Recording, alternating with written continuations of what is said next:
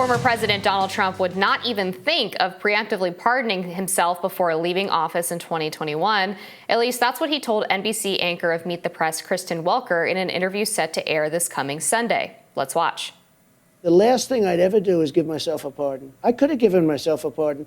I was told by some people that these are sick lunatics that I'm dealing with. Give yourself a pardon. Your life will be a lot easier. I said I would never give myself a pardon. Even if you were reelected in this moment? Well, I think it's very unlikely. What did I do wrong? I didn't do anything wrong. Trump, who's facing 91 felony charges, chalked it up to nothing more than a witch hunt. Trump also sat down with former Fox anchor Megyn Kelly in her Sirius XM show, in which she pressed him on classified documents that were in his possession after he left the Oval Office.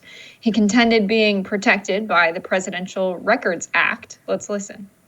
What were you waving around in that meeting? Because it certainly sounds like I'm not going to talk to you about plan. that because that's already been, I think, very substantiated, and there's no problem with it. It hasn't been substantiated. Jack Smith says Megyn, it was let the me just attack tell you. plan. Let me and you told Brett Barrett. Let me tell you. Here we go again. I'm covered by the Presidential Records Act. I'm allowed to do what I want to do. I'm allowed to have documents. So I don't know if his text messages reflect that same line of thinking where he said, I guess it's too late. You know, we didn't declassify them. So this is a tough issue for him because he keeps talking about it with the press. I don't know. I think a smarter decision legally would be whenever it's brought up, you know, this is a pending legal matter. I'm not going to talk about it. But I think maybe some people would suggest that means he's guilty. So it puts him in a tough position. But hearing him constantly go back and forth on this one issue makes me feel like it might not go his way in a court of law if all this stuff is admissible. It definitely would be smarter to maybe just stop talking about it and let the legal team handle it. And this is a lot of people's frustration with Trump, is that he does not really have message discipline. He kind of just says whatever's at top of mind. And it's a love and hate thing, right? Because people loved it in 2016 when he was willing to say the quiet part out loud on issues like immigration and workers' rights and reshoring American manufacturing. But when he gets into other issues that potentially damage and distract from those messages, it starts to get incredibly frustrating. And in this case, we're talking about indictments, charges, things that could possibly land him in prison. Do I think that's going to happen? Probably not as much as the Democrats do. But in this case, when he's talking about this Iran document, there's so many moving parts legally here. For one, this document was not brought in the original round of the 31 charges from Jack Smith in the documents case. And it was suggested to CBS when they ran a report on that it was because the DOJ could not find that document or they didn't have access to it. All they had was the clip of Trump talking about waving something around in front of people and admitting apparently that he had the opportunity to declassify whatever it was in his hand, but that he didn't. He since told Fox News' Brett Baer that it was simply a collection of news clippings and news articles.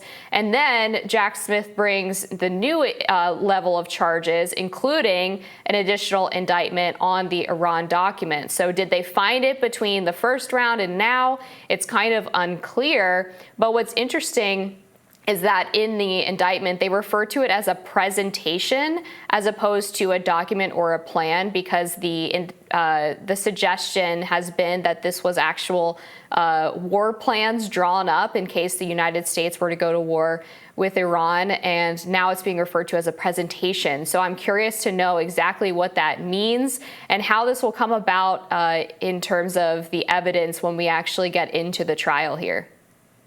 Yeah, it's really interesting to see him go back and forth with Megyn Kelly on a lot of things that went down during his presidency and immediately afterwards. You have a lot of Fox News hosts that I think used to be more on Trump's side than they are now. Maybe the lawsuit facing Fox News had something to do with it. But seeing Megyn Kelly on a Sirius XM show sit down with Donald Trump, seeing Tucker Carlson sit down with an independent interview, it seems to me that they're getting more into the meat of things than they were in traditional media. And so I think that's good to see Trump actually ask some hard questions by Megyn Kelly here.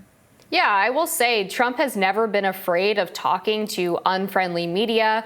Megyn Kelly and him, of course, notoriously went at it in one of the debates in 2015, where he gave that line about blood coming out of her whatever. They've since sort of rekindled their relationship, I guess you could say. They're on friendlier terms now, but that doesn't mean that she's going to sit there and give him a softball interview either. That's just not who Megyn Kelly is. If anything, I think Tucker maybe is a little friendlier, but even then, these people are approaching Trump from the right. They're looking at him and saying, whatever you did wasn't conservative enough. Like on the Fauci question, for example, Megyn Kelly grilled Trump on his handling of COVID while commander-in-chief, which he applauded himself for, but claims he got no kudos for. Let's watch. You know, they appreciated what I did with the economy. I got a lot of good marks on economy. I got a lot of good marks on a lot of things. Rebuilding the military, getting rid of ISIS, the biggest tax cuts in history. Supreme Court. I never got, I think, the credit that I deserve on COVID. Asked why he failed to fire then White House Chief Medical Advisor Anthony Fauci and instead elevated him to be the face of the coronavirus task force, this is what he said. You made him a star. You made him a star. This is the criticism of you, that you made him the face of the White House coronavirus task You think so? force, that he was out at every presser, that he was running herd for the administration on COVID, and that you actually gave him a presidential commendation before you left office. Wouldn't you like a do-over on that? I don't know who gave him the commendation. I really don't know who gave him the commendation. Presidential commendation. One went I out know to Mark somebody Miller, too. probably. On his last day in office, Trump did indeed award presidential commendation to Fauci for his efforts on Operation Warp Speed to get those COVID vaccinations out. So I think Trump does a few things that are very interesting that I think a lot of presidents do, but he's very transparent about it, where when asked about the deficit and government spending, when Biden was in office, he says things like the debt is out of control. They absolutely have to cut spending and manage the budget differently. But when he was in office, he was very quick to increase the national deficit and very quick to authorize government spending and corporate tax cuts. And when asked about this, he simply said, well, that was different because I was president then. Kind of an iconic is line, to be Fauci only a honest. bad guy? What was that? Kind of iconic, to be honest. Yeah, it's funny. It's a funny approach because there are a lot of people in public office that do the exact same thing but are not as transparent about it, where they criticize the opposition for doing something they've done. But I think in the case of Anthony Fauci, I don't know, is he only a bad guy when Biden is president? It was a good question from Megyn Kelly.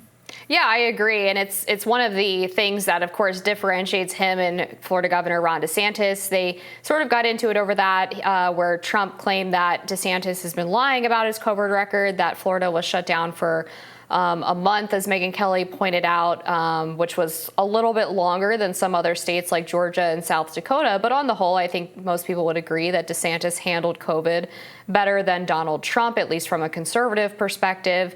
And Trump is kind of trying to rewrite history. But what Trump did, I think, was smart, was that in the beginning of the campaign, before DeSantis even announced, he brought up the COVID issue and started raising these questions about DeSantis's record, which I think kind of neutered that issue in a lot of ways. It's good, though, to see Megyn Kelly bringing it up again, because I think people would like to hear Trump say, yeah, I kind of got this one a little bit wrong, and if it happened again, I would do it differently. But that's not really something that Trump has shown he's capable of doing. I also want to give myself credit because I was, I think, the first person in media to ask Trump why he did not fire Dr. Anthony Fauci. This was back in October of 2021.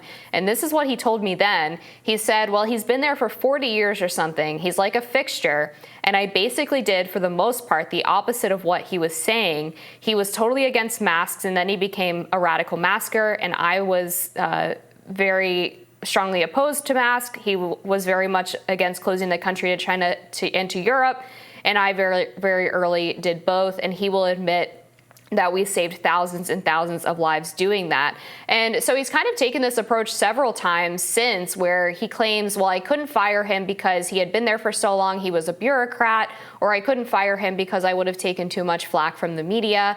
And it just doesn't pass muster, because he was more than willing to fire people like Jim Comey. He was actually seeking to reform the ability to fire longtime government officials and employees in his second term if he were to win.